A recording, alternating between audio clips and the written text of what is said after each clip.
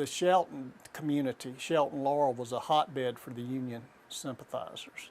And there were some incidents that occurred that caused the 64th Confederate Regiment to go into into Shelton Laurel. They were shot at as they went in. It was very cold, and once they got there,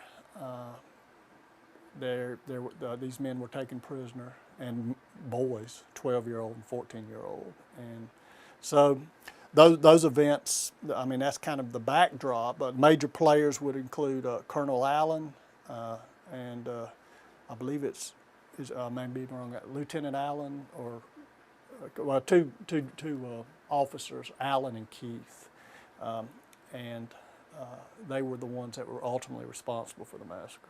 People inside Shelton Laurel were blamed for it. A raid where I think some salt was stolen, and that caused some of it.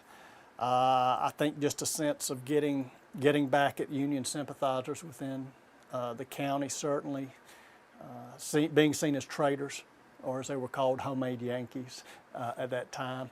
And so those things ultimately, I think, were the backdrop that caused that, and just some very bitter feelings.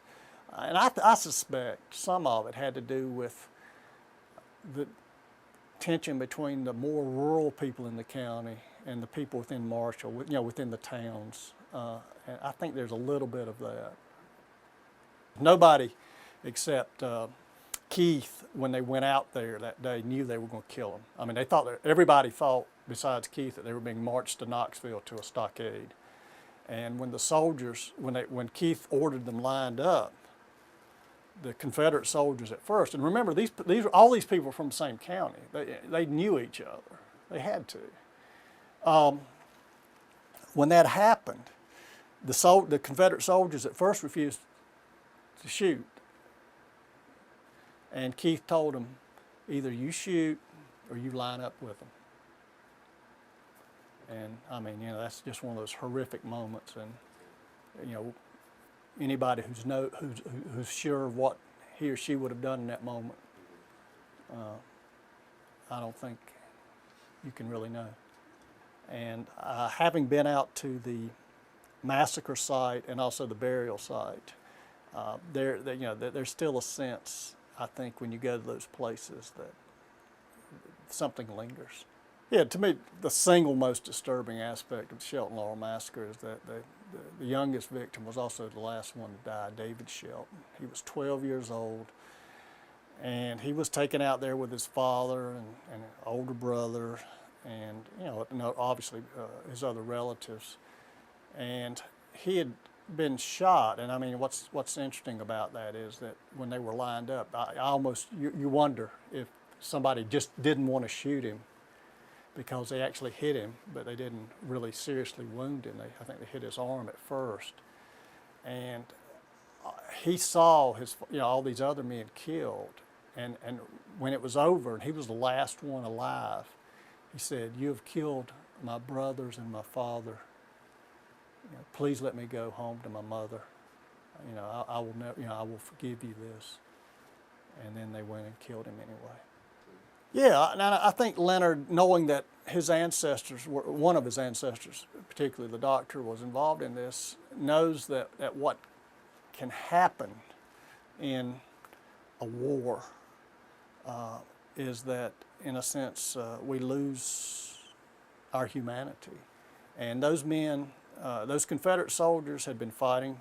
This was 1863, so they've been fighting a while. The weather conditions were very harsh. As they went into Shelton Laurel, they were being shot at, snipers they couldn't see, adding to that frustration. It's an invisible enemy who won't come out and show himself, who's not in a uniform. And when they finally get to Shelton Laurel, they're searching for any man they can find. They're searching, and I mean, if you know much about the Vietnam War, about any wars almost, you just see these kinds of events occurring again and again.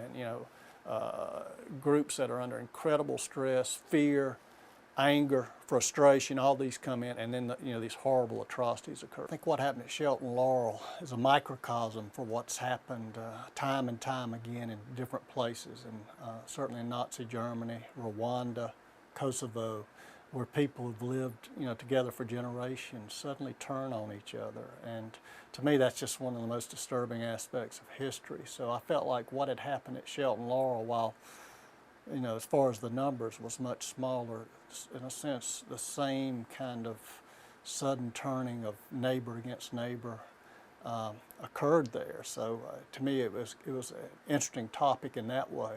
And also in a more personal way, because I had members of my family involved on both sides, because my family has very deep roots in that region. So both a personal reason, also, as I say, a reason because I thought it dealt with a theme that's troubled me for a long time.